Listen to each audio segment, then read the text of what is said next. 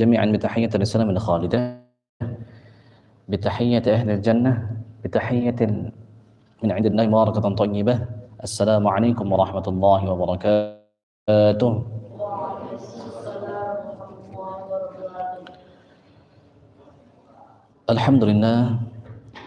الحمد لله الذي له ما في السماوات وما في الأرض، وهو الواحد الذي لا يتبعد من الأعداد، الدائم الذي لا يصاب بغاية ولا نفاد، وهو الذي هدانا إلى صراط العزيز، صراط الذي له ما في السماوات وما في الأرض.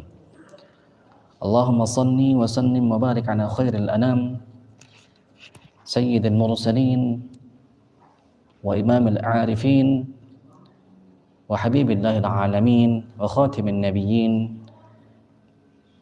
سيد وعلى آله وأصحابه وأمته أجمعين إلى يوم الدين. أما بعد،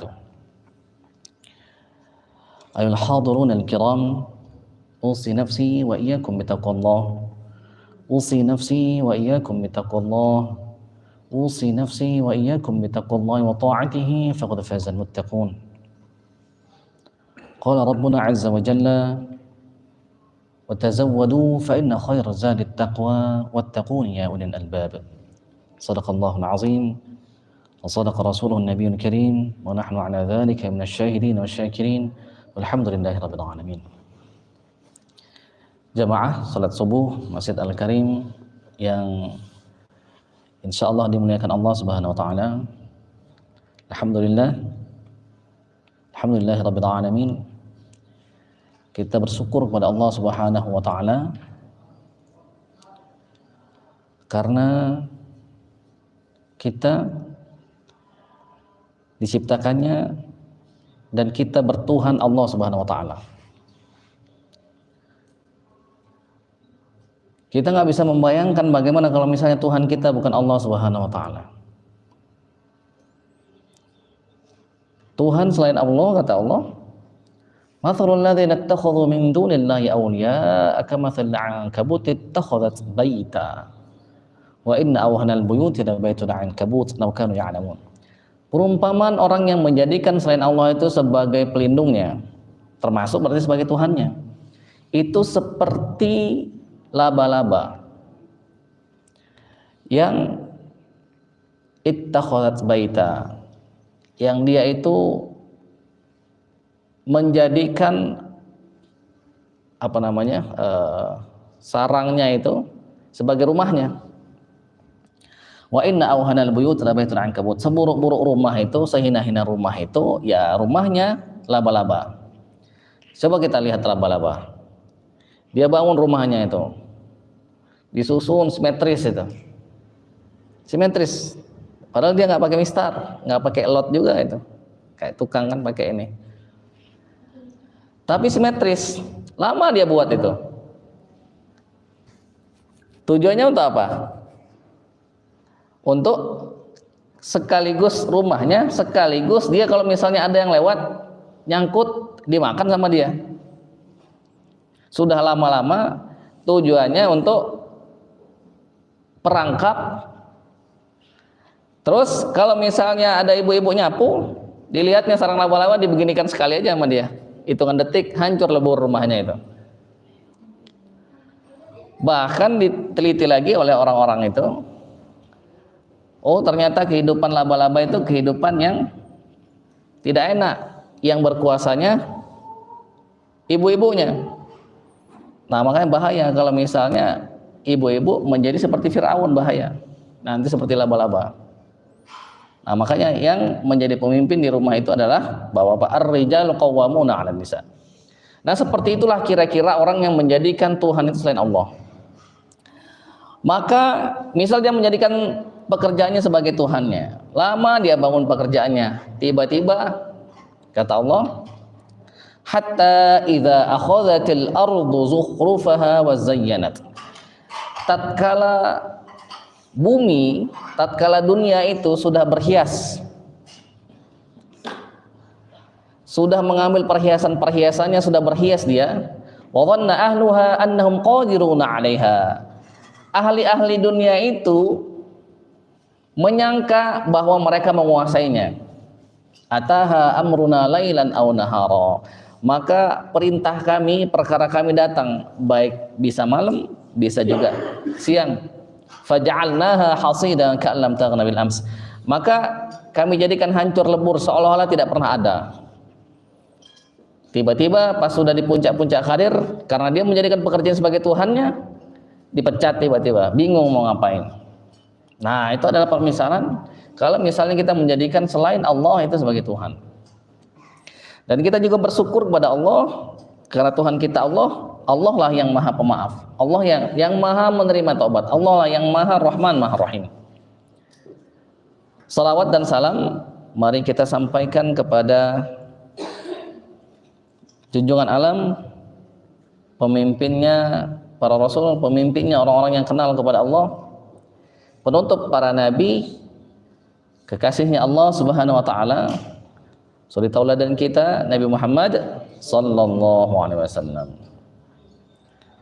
Tidaklah ada satu perintah yang Allah Subhanahu wa taala perintahkan untuk beliau kerjakan, beliau duluan, beliau contohkan kepada kita. Allah memerintahkan fa'fu anhum wasfah, maafkan mereka, hapuskan semua kesalahan mereka. Maka beliau sallallahu alaihi wasallam melakukan itu. Bahkan kepada orang-orang yang jahat kepada beliau, beliau maafkan. Ketika Allah mengatakan wastaghfirillah atau fastaghfirullah, mohon ampun, beristighfarlah kepada Allah, beliau bertobat kepada Allah. Tubu ilallah, beliau bertobat duluan, mencontohkan kepada kita. Hadirin yang dimuliakan Allah Subhanahu wa taala, kami berwasiat kepada diri sendiri dan kepada kita semua yang ada di sini, mari kita sama-sama memohon kepada Allah Subhanahu wa taala agar kiranya Allah Subhanahu wa taala membantu kita dalam setiap saat kita meningkatkan ketakwaan kepada Allah Subhanahu wa taala. Setiap saat, setiap waktu berjalan, maka kita berusaha meningkatkan ketakwaan, dan itu tidak akan bisa kecuali atas bantuan Allah Subhanahu wa taala. Nah, makanya kita bantu, kita minta kepada Allah untuk dibantu setiap selesai sholat. Allahumma a'inna ala dzikrika wa syukrika wa husni ibadatika. Ya Allah, bantu kami, ya Allah. Bantu kami dalam berzikir kepadamu, bersyukur kepadamu, dan sebaik-baik ibadah kepadamu. Nah, hadirin yang dimuliakan Allah Subhanahu wa taala, kita akan lanjutkan bahasan kita sedikit, yaitu kemarin kita membahas tentang taubat. Dan kemarin kita ada memanjatkan sebuah doa yang diajarkan oleh Allah, Rabbana atmim lana nurana waghfir lana innaka ala kulli syai'in qadir. At-Tahrim surah berapa itu? Ayat ke-8 ya? Jawab sebentar. Ayatnya enggak hafal. Ayat berapa?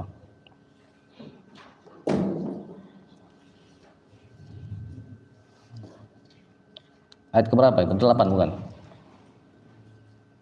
At-Tahrim ayat ke-8 ya, nah benar, ayat ke-8. Nah, kemarin kita juga membahas bahwa nurnya orang-orang yang beriman itu ada di depan, memancar dari depan dan dari sebelah kanan. Sudah kita bahas juga dari depan, salah satunya adalah ketika berjalan nanti dia bisa selamat daripada siratal mustaqim tadi itu, daripada neraka, tidak tergelincir. Dari kanan, bersinar dari kanan karena kitab catatan dia itu baik diberikan dari sebelah kanan. Dan itu semua tidak akan bisa dapat kita akan miliki nanti di akhirat kalau misalnya kita tidak melakukan yang pertama, yaitu apa? Tubu ilallah taubatan nasuha. Jadi itu tidak akan bisa kita miliki nur yang berpancar, yang memancar dari depan dan dari kanan kita itu kalau misalnya kita tidak benar taubatnya itu kepada Allah Subhanahu wa taala. Nah, sampai sini jelas. Taubatnya itu harus taubatan yang nasuha. Tubu ilallah taubatan nasuha. Nah, taubatan yang nasuha itu adalah banyak sekali kemarin kita bahas itu. Salah satu di antaranya adalah kita menyesali semua dosa-dosa itu, kita tidak merasa bangga terhadap dosa-dosa yang sudah kita lakukan, dan kita nggak ingin lagi kembali kepada kekufuran, sebagaimana kita nggak ingin dilemparkan ke dalam neraka. Kalau misalnya ada hak orang yang pernah kita zolimi, kita berikan hak dia itu. Misal kita pernah ngambil sesuatu misalnya tanpa izinnya, maka harus minta halal. Minjem sesuatu misalnya lupa mengembalikan, dikembalikan atau minta halal. Terus kita juga yang harus kita lakukan itu menyesali. Yang pertama kali itu menyesali bahwa itu perbuatan buruk dan tidak ingin kita lakukan. Nah, salah satu nanti yang akan diberikan oleh Allah Subhanahu wa taala isyarat kepada kita itu bahwa apakah taubat kita itu diterima atau tidak. Biasanya ada beberapa isyarat yang Allah Subhanahu wa taala berikan itu. Di antaranya adalah kalau misalnya taubat kita itu benar-benar kepada Allah Subhanahu wa taala, biasanya orang tersebut nanti akan mengganti keburukannya dengan kebaikan. Jadi yang dulu misalnya dia suka menggibah, ganti dia nggak suka lagi menggibah. Yang dulu itu misalnya dia suka ngata-ngatain orang, dia nggak suka lagi ngata-ngatain orang. Dia ganti semuanya dengan kebaikan. Dulu yang buruk-buruk diganti. Dia benci sekali melakukan yang buruk-buruk tersebut. Sehingga karena dia beriman kepada At-Tawwab, Allah yang Maha Penerima Taubat, maka Allah mudahkan jalan dia untuk bertobat. Dimudahkan oleh Allah jalan untuk bertobat itu. Misalnya ada hak orang yang pernah diambilnya belum diberikan. Dulu kan saya pernah cerita dulu itu waktu saya mahasiswa sekitar tahun berapa ya? Mungkin 2007 kurang lebih. Itu ada orang yang nitip uang ke saya itu, mahasiswa, sama-sama mahasiswa dari Kalimantan. Waktu itu kami ada pertemuan BEM se-Indonesia kalau nggak salah di Medan. Dia nitip uang. Belum sempat uang itu saya kasihkan, kami sudah berpisah. Terus saya memohon kepada Allah, ya Allah, apa ada hak-hak orang yang belum saya kasihkan, mohon kiranya saya dapat menyelesaikan semua urusan saya di dunia ini sebelum saya meninggal. Terbayanglah peristiwa itu.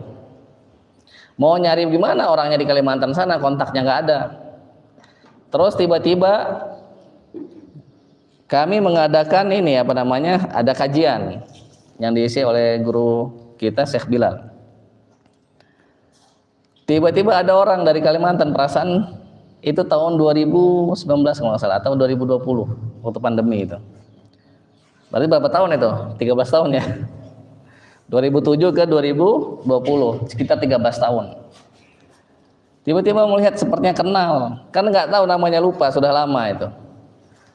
Akhirnya nanya, oh ternyata ada temannya saya yang kenal sama temannya dia. Jadi dia itu punya teman, temannya itu kenal sama teman saya. Habis itu saya kontak, oh ternyata benar dia orangnya. Saya masih ingat itu uangnya sekitar 500.000 itu. Maka saya bilang, ini minta rekening mau saya transfer. Dia bilang, udah nggak usah, ambil aja, diikhlaskan. Diikhlaskan sama dia itu. Tapi nanti kamu hutang satu, nanti kita ketemu di akhirat, mudah-mudahan ketemu di surga katanya. Coba lihat bagaimana cara Allah memudahkan seseorang untuk bertobat. Itu di luar nalar kita itu. Kalau tidak karena kerjanya Allah, nggak akan mungkin itu. 13 tahun, jauh jaraknya itu. Sini Bandung, sana Kalimantan, nggak tahu kemana coba. Nah, ada banyak lagi kisah-kisah yang saya alami. Tetapi itu yang saya alami. Nah, sekarang jamaah harusnya juga memiliki kisahnya sendiri. Bagaimana cara Allah Subhanahu wa taala memudahkan taubat yang kita mohon kepada Allah untuk Allah terima taubat kita itu. Karena kalau ini tidak kita bereskan, di akhirat repot nanti kita itu. Nah, maka ada satu cara yang kita dapat lakukan agar Allah Subhanahu wa taala memudahkan kita dalam bertobat ini? Yaitu kita beriman kepada Ar-Rahman, beriman kepada Ar-Rahim, beriman kepada At-Tawwab, beriman kepada Al-Afu. Jadi setidaknya ada 4 asma, 4 isim, bukan isim sihir. Ada 4 nama yang harus kita imani agar Allah Subhanahu wa taala memudahkan kita dalam hal bertobat ini. Yang pertama beriman kepada Ar-Rahman, Ar-Rahim, terus At-Tawwab sama Al-Afu. Singkat saja kita bahas, mudah-mudahan waktunya cukup. Kalau kita, ciri kita ketika kita ditanya, bagaimana ciri kita beriman kepada Ar-Rahman, Ar-Rahim? Nah, kemarin sama santri-santri sering sekali dibahas supaya masuk ke dalam hati kita itu. Kita beriman kepada yang Maha Penyayang, yang Maha Pengasih, maka memancar daripada diri kita itu rasa kasih sayang, rasa sayang, rasa kasih kepada sesama makhluk Allah.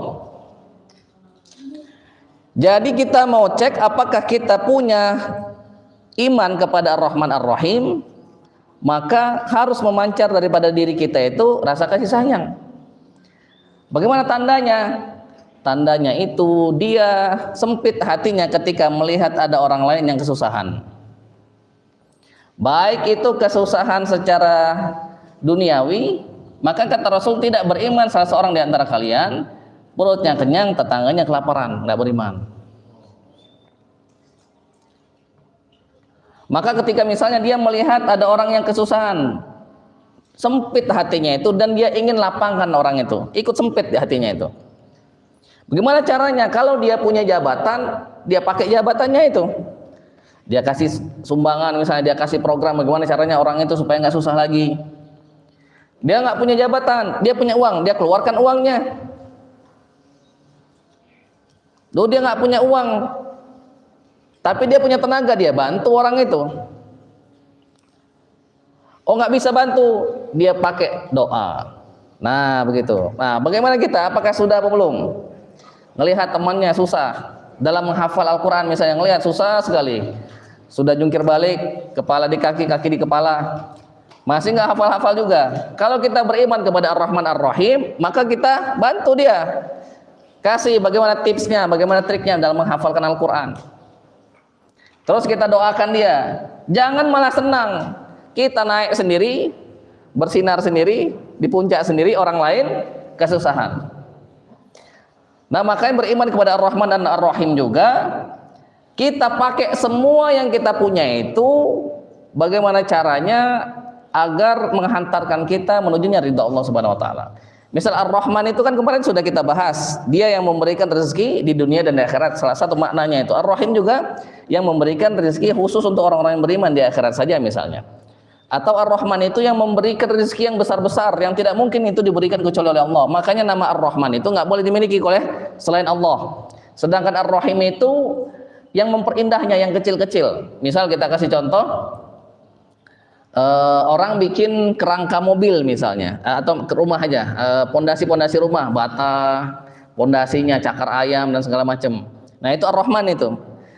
Plesternya, ngecatnya, mengindahinya, misalnya dipakai kaligrafi, itu namanya Ar-Rahim.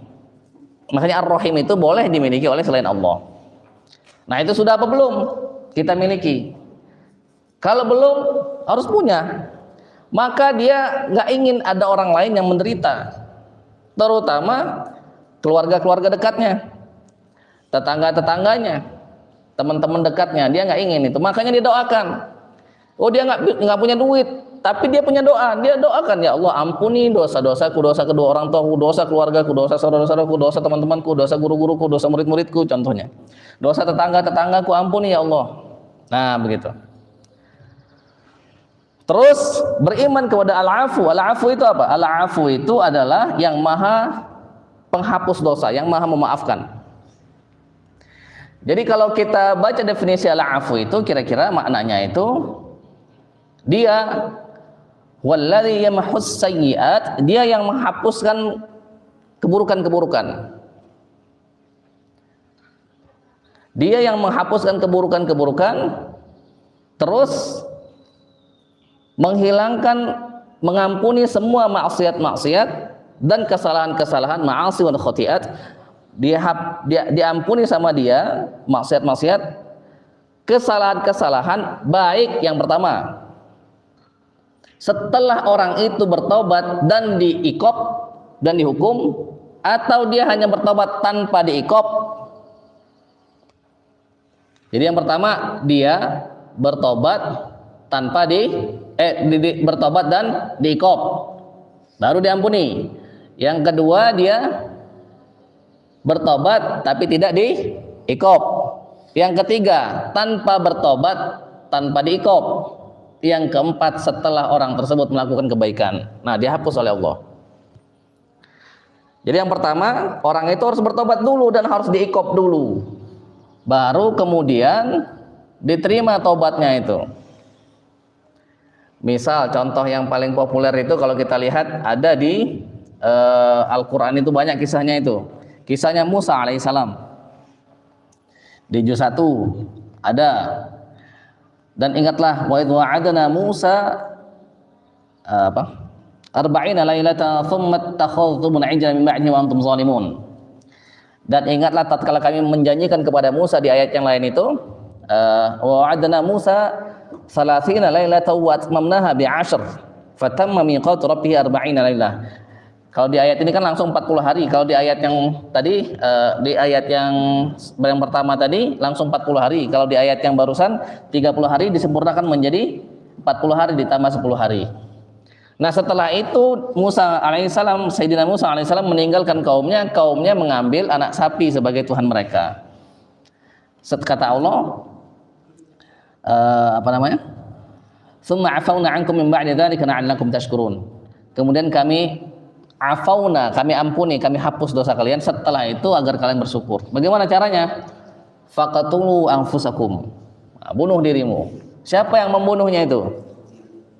Hah? Ya, bunuh diri itu maksudnya bukan dia seperti apa itu Jepang. Harakiri. Bukan hara kanan nih, harakiri.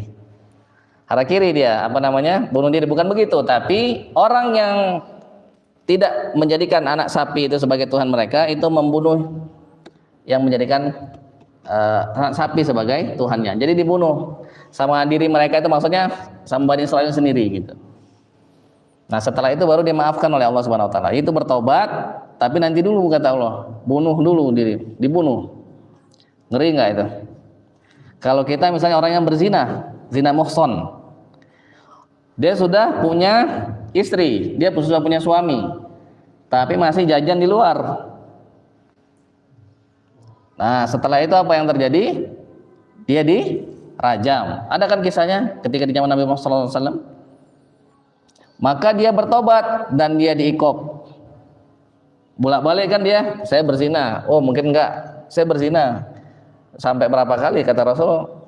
Ya sudah kalau begitu lahirkan dulu anakmu. Sudah, datang lagi orang itu. Sakingnya dia mau bertobat itu. Sudah, datang lagi bawa anak. Susuin dulu. Sudah selesai. Ada nggak yang ngerawatnya? Sudah selesai susuin itu 2 tahun. Ada. Nah sudah, baru laksanakan. Digali, sisain kepalanya aja, dilemparin pakai batu. Batunya nggak boleh besar sehingga dia langsung mati. Nggak boleh kecil. Yang kalau kecil itu nggak bisa bikin mati. Jadi batunya itu sedang sampai mati. Nah darahnya kemudian mengalir, orang-orang ngatain, kata Rasul, oh darahnya ini sudah cukup untuk penduduk Madinah. Itu maksudnya dengan keberkahan dia bertobatnya itu juga bisa menjadikan seluruh orang-orang di Madinah itu diampuni dosanya itu. Nah itu diiqab, bertobat dulu baru diiqab. Nah ngeri nggak ini? Ngeri, mau begitu nggak? Nah kalau nggak mau, masuk alternatif kedua, bertobat tapi tidak diiqab. Nah senang nih. Tapi yang ketiga lebih menyenangkan, apa? Tanpa tobat, tanpa diiqab. Wah ini enak nih. Tanpa tobat, tanpa iqab. Kalau bertobat dan diiqab, tanpa diiqab itu ada banyak. Misalnya kisahnya, kalau kita baca ada kisahnya Umar bin Khattab misalnya, ketika berpuasa mencumbu istrinya. Dan itu dulu dilarang malam-malam itu. Sampai kemudian turun ayat wa hinna lakum lailatul siyamir rafathu ila nisaikum. Akhirnya boleh jima sama istri malam-malam di bulan Ramadan, kata Allah. Wa'afa ankum, maka Allah ampuni dosa-dosa kalian. Alimallahu annakum kuntum takhtanuna anfusakum fataba 'alaikum wa'afa ankum. Allah mengetahui bahwasanya kalian berkhianat terhadap diri kalian, lalu kalian bertobat, Allah ampuni. Nah itu Umar bin Khattab radhiyallahu anhu. Karena dulu itu repot, kalau sudah tidur nggak boleh makan, nggak boleh ngapa-ngapain lagi. Dulu itu pas berbuka antara maghrib sampai isya doang bolehnya, habis isya puasa lagi, nggak boleh ngapa-ngapain. Repot nggak kalau begitu? Maghrib sampai isya doang makannya. Kalau mau jima maghrib sampai isya, setelah itu nggak boleh lagi. Sahurnya juga waktunya dibatasin. Nah repot. Datang Umar, datang lagi sahabat-sahabat yang akhirnya dimudahkan oleh Allah. Nah begitu, itu contoh yang kedua. Atau tanpa dia bertobat, tetapi kemudian Allah ampuni. Kapan itu? Nah ini ada waktu-waktu yang spesial, diantaranya pas Lailatul Qadar. Dia nggak bertobat, tapi diampuni oleh Allah Subhanahu Wa Taala. Tapi ada syaratnya. Dia tidak menyekutuai Allah. Dia tidak bermusuhan antara sesama saudaranya sama Muslim. Dia tidak menyimpan dendam. Nah ada syarat-syaratnya.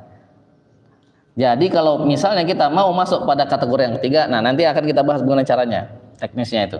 Atau yang keempat, dia akan mengampuni kita setelah kita melakukan kebaikan-kebaikan. Maka kata Rasul itu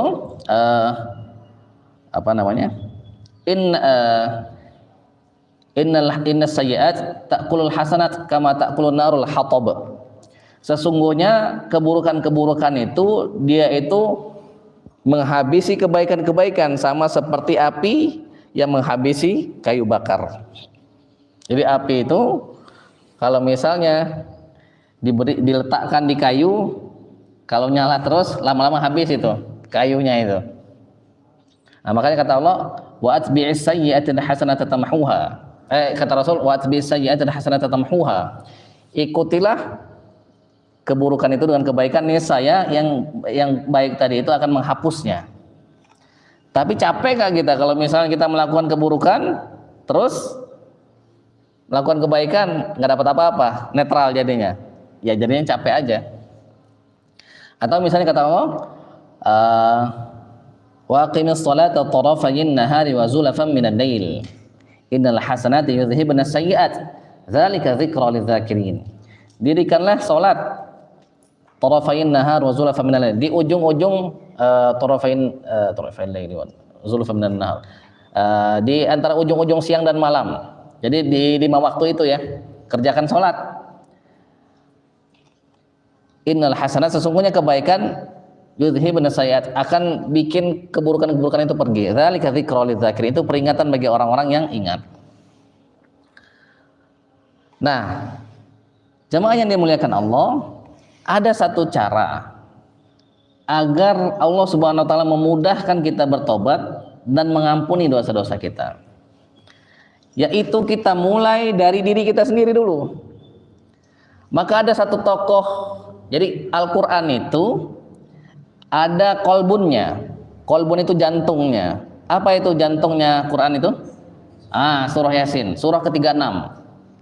Di surah ke-36 itu, surah Yasin itu ada tokoh di sana itu. Ada yang mengatakan namanya Habib An-Najjar. Sekarang begini, kata Rasul, ala inna fil jasadi mudghah. Sesungguhnya di dalam jasad ini ada segumpal daging, ada mudghah nih. Kalau dia baik, baik semua. Kalau dia buruk, buruk semua. Berarti kan kita harus fokus ke kolbun kita, supaya baik mata kita ini, supaya baik mulut kita, baik semua anggota tubuh kita ini. Nah di Al-Quran itu ada kolbun, namanya surah Yasin. Al-Quran juga ada puncak, puncaknya apa? Surah Al-Baqarah. Tapi kita nggak bicara dulu puncaknya, kita bicara kolbunnya. Supaya apa? Supaya tadi kita itu bisa dimudahkan oleh Allah bertobat, supaya kita diampuni dosanya oleh Allah Subhanahu Wa Taala. Nah ada tokohnya di sana itu, namanya Habib An-Najjar. Habib An-Najjar ini dia itu datang jauh-jauh min aqsal Madinah. Aqsal itu yang terjauh. Wajaa min aqsal Madinati rajulun yas'a. Ada seorang pemuda yas'a, dia itu sa'i, dia lari-lari kecil, berusaha dia untuk sampai kepada Madinah itu. Qala ya qaumi tabi'ul mursalin, kata dia, wahai kaumku ikutilah itu para rasul-rasul itu. Jadi Bani Israel itu dulu banyak rasul-rasulnya itu, nabi-nabinya itu ada banyak. Terus dia kasih nasihat, macam-macam dia kasih nasihat itu. Wa ma liya la a'budu alladzi fatarani wa ilaihi turja'un. Tidak ada alasan bagiku untuk tidak beribadah kepada zat yang telah menciptakanku dan kepadanya akan kembali. Kalau misalnya kalian menginginkan keburukan atau ada orang-orang yang menginginkan keburukan, kalau misalnya dia tidak ingin keburukan itu tidak terjadi, yuridur rahmanu bidurri la tughni anni syafa'atum syai'an wa la yunqidhun. Kalau misalnya Ar-Rahman menginginkan keburukan kepadaku, sesembahan-sesembahan yang kalian sembah selain Allah itu nggak bisa memberikan bantuan, nggak bisa, kata dia. Ayo beriman. Tetapi apa yang dia dapat? Dia dizolimi. Dan penzoliman, salah satu penzoliman yang paling besar yang diberikan orang lain kepada saudaranya adalah menghilangkan nyawa. Makanya sekali kita bunuh sengaja, kata Allah, may yaqtul mu'minan muta'ammidan fajaza'uhu jahannam khalidan fiha. Siapa yang bunuh saudaranya, seorang yang beriman dengan sengaja, maka balasannya adalah neraka jahanam, kekal dia di dalamnya itu. Jadi haknya diambil, dizolimi dia. Bukan cuman hartanya yang diambil, bukan cuman perasaannya yang diambil, bukan cuman jari tangannya atau anggota tubuhnya, tapi nyawanya. Sekali nyawa diambil nggak bisa balik lagi. Nah, terus apa coba yang dilakukan oleh dia itu? Ditampakkan oleh Allah kebaikan-kebaikan yang akan dia dapatkan. Terus dia bilang apa? Qala ya laita qaumi ya'lamun bima ghafara li rabbi wa ja'alani minal mukramin. Aduhai, kata dia, alangkah bagusnya kalau misalnya kaumku mengetahui kedudukan yang kuperoleh sekarang ini. Atas dasar apa Tuhanku mengampuniku dan menjadikanku termasuk di antara orang-orang yang dimuliakan, kata dia begitu.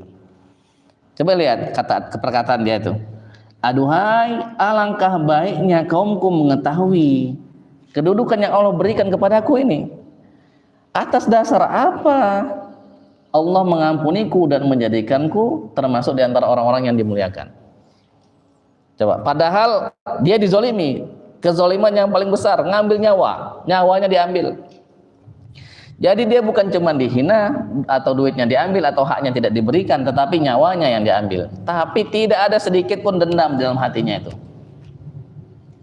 Bahkan dia pengen, baik sekali kalau misalnya kaumku mengetahui apa yang aku dapatkan. Coba lihat Habib An-Najjar. Nah, makanya kolbunya itu bersih. Ditaruhlah dia sebagai salah satu tokoh di dalam Quran surah Yasin. Maka kalau kita pengen punya kolbun yang baik, tirulah Habib An-Najjar itu. Kolbunya bersih, kolbunya baik. Kolbu Quran surah Yasin, tokohnya Habib An-Najjar. Nah, makanya di dalam ukhuwah Islamiyah itu ada rukun-rukunnya. Namanya rukun ukhuwah Islamiyah. Rukun yang pertama itu jadi hatinya itu salamatus sudr atau syarhus sodr. Hatinya itu lapang, jadi dia tidak menyimpan dendam, dia tidak menyimpan ganjalan-ganjalan kepada saudara sama muslim. Dia memaafkan semua kesalahan-kesalahan orang lain kepada dia. Nah, itu yang pertama, itu rukunnya itu. Baru yang kedua ta'aruf, saling kenal. Terus kemudian tafahum, saling faham. Oh, kalau misalnya kita saling faham, oh memang dia adatnya begitu, mulutnya kadang keras tapi hatinya baik. Ada juga orang yang tampangnya rambo, hatinya rinto, ada juga. Jadi hatinya lembut tapi tampangnya keras gitu. Ada yang begitu juga. Nah, maka saling faham, terus kemudian ta'awun, saling bantu. Kemudian ada takaful, saling tanggung beban. Baru kemudian itsar. Itsar itu kita mendahulukan kepentingan saudara kita dibanding kita. Misal kita belum makan, saudara kita belum makan, nasinya cuma satu, kasihkan ke dia. Nah, itu sebenarnya itsar. Itulah rukun-rukun ukhuwah Islamiyah. Kalau kita satu saja, syarhus sadr tadi itu seperti yang dilakukan oleh siapa namanya Habib An-Najjar tadi, maka itu ukhuwah Islamiyah yang paling rendah itu dapat menyelamatkan kita masuk surga tanpa hisab. Nanti di akhirat Allah akan ngomong, ada sebuah riwayat, siapa yang memiliki pahala, siapa yang aku, kira-kira bahasanya, siapa yang memiliki pahala yang sudah kuberikan kepadanya, siapa yang aku berhutang pahala kepadanya. Lalu kemudian ada sebagian orang kecil berdiri, maksudnya apa? Siapa yang sudah memaafkan kesalahan-kesalahan orang lain kepada dirinya. Sebagian orang itu berdiri dan sangat sedikit. Di riwayat yang lain, ainal mutahabbuna bi jalali, di mana orang-orang yang saling mencintai karena keagunganku. Jadi lawannya benci itu kan cinta. Lawannya dendam itu kan memaafkan, lapang dadanya. Nah, itu orang-orang itu dipanggil oleh Allah Subhanahu wa taala. Maka sebagian kecil orang-orang itu berdiri, sedikit orang-orang itu, maka mereka masuk surga tanpa hisab. Nah, mau nggak yang begitu? Makanya kemarin kita sempat bahas, kata Rasul, ya Ali, wahai Ali, lau kana an-nasu lau taqarraban nasu ila khaliqihim bi anwa'il bir, kalau seandainya manusia itu mendekati Allah, mendekati khaliqnya, mendekati penciptanya itu dengan beberapa jenis-jenis kebaikan, fataqarrab ilaihi, maka kamu mendekatlah, bertaqarrublah kepada Allah bi anwa'il aql, dengan pakai akalmu itu. Tasbiqhum, niscaya kamu akan mendahului mereka. Niscaya engkau akan menyalip dia. Niscaya engkau akan mengungguli mereka. Bid darajat, dengan beberapa derajat, wa zulfa, dan beberapa kedekatan. Indan nas fid dunya, di mata manusia di dunia, wa indallah fil akhirah, dan di sisi Allah di akhirat. Nah, itu pakai akal kita. Jadi kalau misalnya kita mau termasuk orang-orang yang sedikit tadi itu, dan mau kita dimudahkan oleh Allah, dibuka oleh Allah. Tadi saya bercerita, sudah sekitar 13 tahun nggak ketemu, nggak tahu namanya siapa, cuman berdoa aja, tapi Allah Maha tahu. Tiba-tiba ditemukan, nggak perlu keluar duit lagi, dah diikhlaskan sama dia. Nah, coba kita lakukan itu pelan-pelan. Maka sebelum tidur yang kita lakukan, hati ini harus bersih, nggak boleh menyimpan dendam. Apalagi misalnya suami istri sering bertemu, kadang-kadang banyak api-apinya itu, percikan-percikannya itu antara suami istri, apalagi ada dasim lagi di atasnya itu. Tahu dasim nggak? Jin dasim itu tugasnya untuk bikin rusuh di rumah tangga itu, bikin kobaran api di rumah itu. Nah, apalagi ada dasim itu. Nah, makanya kita sebelum tidur maafkan semua kesalahan orang itu. Coba lakukan itu. Nanti dimudahkan oleh Allah Subhanahu wa taala. Nah, orang-orang yang melakukan itu seperti Habib An-Najjar tadi itu, maka dimuliakan oleh Allah. Ada tokoh yang mulia lagi, namanya Yusuf alaihissalam. Bahkan di Al-Qur'an itu kata Allah, nahnu naqussu 'alaika ahsanal qasas, kami menceritakan kepadamu sebaik-baik cerita. Di Quran ini, jadi cerita yang paling bagus di Quran itu ceritanya Yusuf alaihissalam. Tatkala dia kecil, dimuliakan oleh Allah, ganteng, dicintai oleh bapaknya, dicintai oleh orang-orang. Ada yang tersinggung di sini? Habib tersinggung, Bi? Oh, tersinggung nih, ganteng disebut ganteng langsung tersinggung nih. Wah, kayaknya saya ini. Fitnah apa fitness? Ya. Sehingga akhirnya dia dijahatin sama sama saudara-saudaranya, diajak berburu, dipukulin dulu itu sebelum dimasukkan ke dalam sumur, dipukulin dulu. Dipukul-pukulin dulu, dilempar ke dalam sumur, sampai dalam riwayat itu Jibril alaihissalam menadahkan sayapnya itu supaya Yusuf alaihissalam tidak jatuh itu, landingnya itu soft landing. Kalau sekarang superhero landing katanya. Nah, dia landingnya itu supaya enak. Setelah itu dia dijual jadi budak coba. Bahkan dia nggak punya dirinya sendiri, dijual jadi budak. Begitulah cara Allah Subhanahu wa taala memuliakan kita. Dengan apa? Dengan ujian-ujian, dengan balak-balak. Semakin kuat iman kita, balak kita semakin besar. Derajat kita semakin tinggi di sisi Allah. Maka kita harus melihatnya dengan mata hati. Setiap ada sesuatu yang menimpa kita, lihat dengan mata hati. Jangan pakai nafsu. Jangan pakai mata zohir. Mata zohir itu kebaikan adalah, ya kalau misalnya kita banyak duit, kalau misalnya kita dapat pangkat, kalau misalnya kita dimuliakan manusia, nah itu mata zohir itu. Jangan lagi melihat yang begitu. Sehingga singkat cerita, sebagaimana yang sudah kita tahu, Yusuf alaihissalam diangkat derajatnya oleh Allah Subhanahu wa taala. Saudara-saudaranya butuh kepada dia. Kata dia, tahu nggak apa dulu, masih ingat apa yang kalian lakukan kepada Yusuf dan saudaranya waktu kalian itu bodoh dulu, waktu kamu jahil itu, jahiliyah itu. Qalu a innaka la anta Yusuf? Mereka berkata, engkau adalah Yusuf. Qala ana Yusuf wa hadza akhi. Ini Yusuf, ini saudaraku. Qad manallahu alaina, sungguh benar-benar Allah sudah kasih kenikmatan kepada kami. Innahu may yattaqi wa yasbir fa innallaha la yudhi'u ajral muhsinin. Sesungguhnya barang siapa yang bertakwa kepada Allah, bersabar, Allah itu tidak akan menyia-nyiakan balasan orang-orang yang berbuat baik. Muhsin, muhsin itu apa? Memperlakukan orang lain lebih baik daripada perlakuan orang lain itu kepada kita. Itu muhsin. Jadi kita memperlakukan orang lain lebih baik daripada perlakuan dia kepada kita. Atau kita beribadah kepada Allah seolah-olah kita melihat Allah. Kalau kita nggak melihat Allah, Allah melihat kita. Dalam hal apa? Ibadah itu ada ibadah mahdhah, ada ghair mahdhah. Bermuamalat termasuk juga itu ibadah. Kalau kita niatkan karena Allah Ta'ala, maka kita pas mau nonjok orang, mikir dulu kita, wah dilihat oleh Allah. Nah itu muhsin. Sehingga kata Yusuf alaihissalam, la tathriba alaikumul yawm, tidak ada celaan bagimu. Maka dulu Madinah itu disebutnya Yathrib, saling cela mereka itu. Suku Aus dan Khazraj itu saling perang terus. Wah, itu sudah turun temurun, perang terus mereka itu. Enggak tenang kalau perang terus itu. Hatinya sempit. Maka disebutnya Yathrib. Diganti sama Rasul menjadi Madinah, Madinah Al-Munawwarah. Maka kata Yusuf alaihissalam, la tathriba alaikumul yawm, tidak ada celaan bagi kalian. Yaghfirullahu lakum, mudah-mudahan Allah mengampuni kalian dan terus-terusan mengampuni kalian. Dia pakainya yaghfirullahu lakum. Nah, wa huwa arhamur rahimin. Dia serahim-rahim, orang yang rahim. Serahim-rahim, sepengasih-pengasih, orang-orang yang pengasih. Nah itu Yusuf alaihissalam.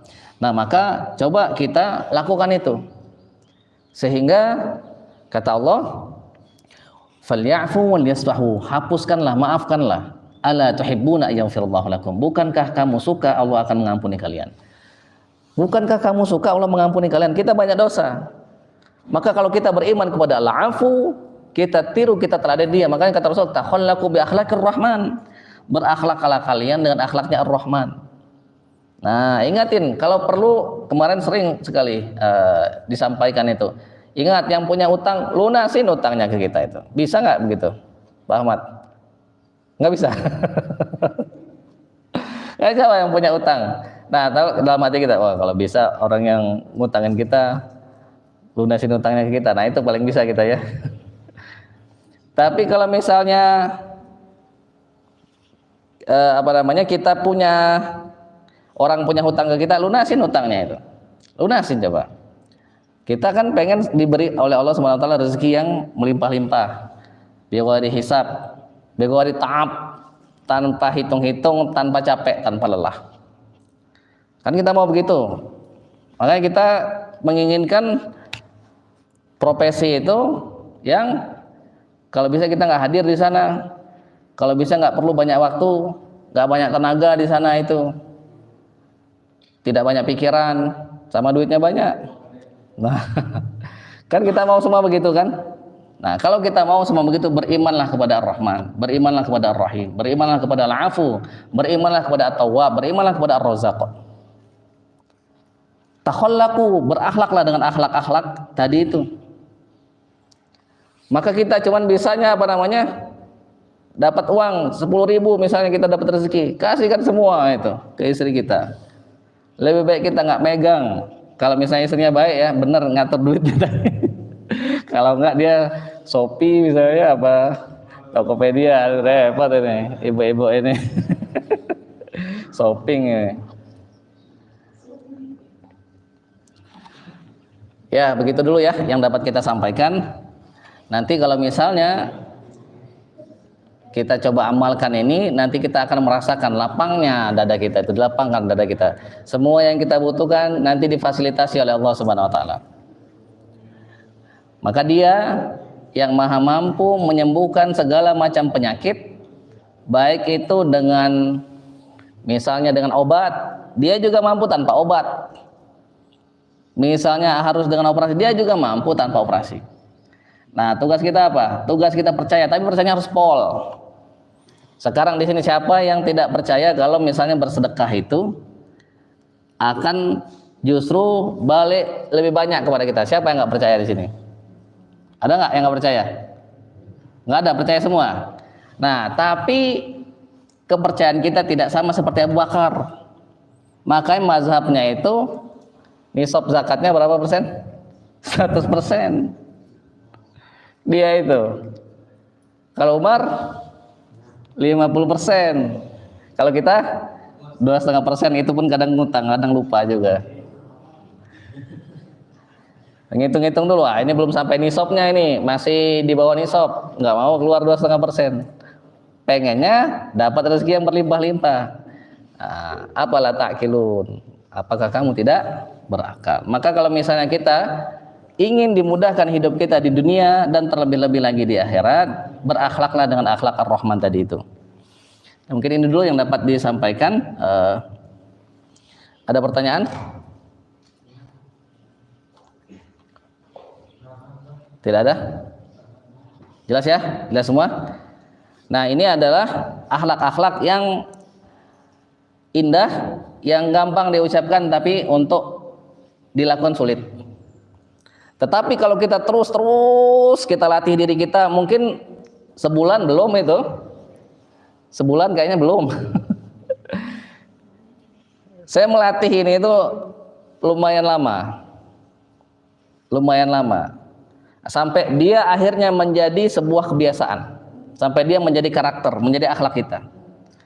Lama. Sampai Allah anugerahkan itu menjadi akhlak kita itu lama. Jadi kalau misalnya kita baru sehari belum bisa, ya baru sehari. Jangan berhenti. Sebulan belum juga, terus lakukan itu. Setahun, 2 tahun terus saja lakukan. Nanti mudah-mudahan Allah Subhanahu wa taala memuliakan kita. Amin ya Allah ya rabbal alamin. Kita akhiri dengan alhamdulillahirabbil alamin dan doa kafaratul majlis. Subhanakallahumma wa bihamdika nasyhadu an la ilaha illa anta nastaghfiruka wa natubu ilaik. Alhamdulillahirabbil alamin. Allahumma shalli wa sallim wa barik ala sayyidil mursalin nabiyil karim Muhammadin sallallahu alaihi wasallam wa ala alihi wa sahbihi wa ummatihi ajma'in. Allahumma inna nas'aluka bi kulli ismin hunaka sammaita bihi nafsak أو أنزلته في كتابك أو علمته أحدا من خلقك أو استأثرت به في علم الغيب عندك أن تجعل القرآن الكريم ربيع قلوبنا ونور أبصارنا وشفاء صدورنا وجلاء أحزاننا وذهاب همومنا وغمومنا.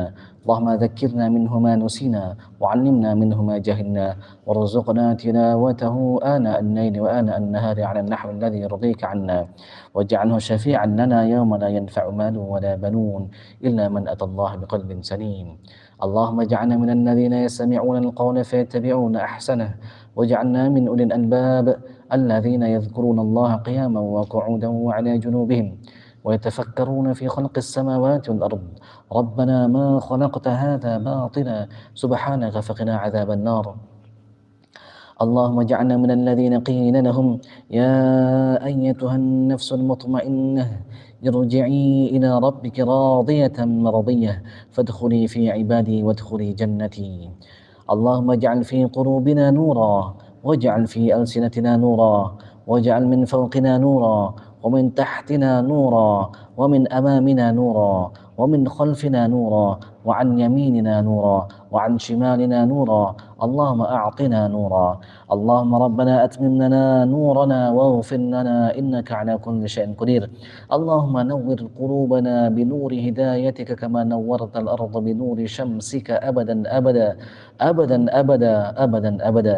ربنا آتنا في الدنيا حسنة وفي الآخرة حسنة وقنا عذاب النار، واقض عنا الدين واغننا من الفقر، وارزقنا حبك وحب القرآن وحب نبيك سيدنا ومولانا وشفيعنا وقرة أعيننا ونور قلوبنا سيدنا محمد صلى الله عليه وسلم، وحب من يحبك، وحب العمل الذي يبلغنا حبك وحب القرآن وحب نبيك سيدنا ومولانا محمد صلى الله عليه وسلم. سبحان ربنا رب العزة عما يصفون، وسلام على المرسلين، والحمد لله رب العالمين. السلام عليكم ورحمة الله وبركاته.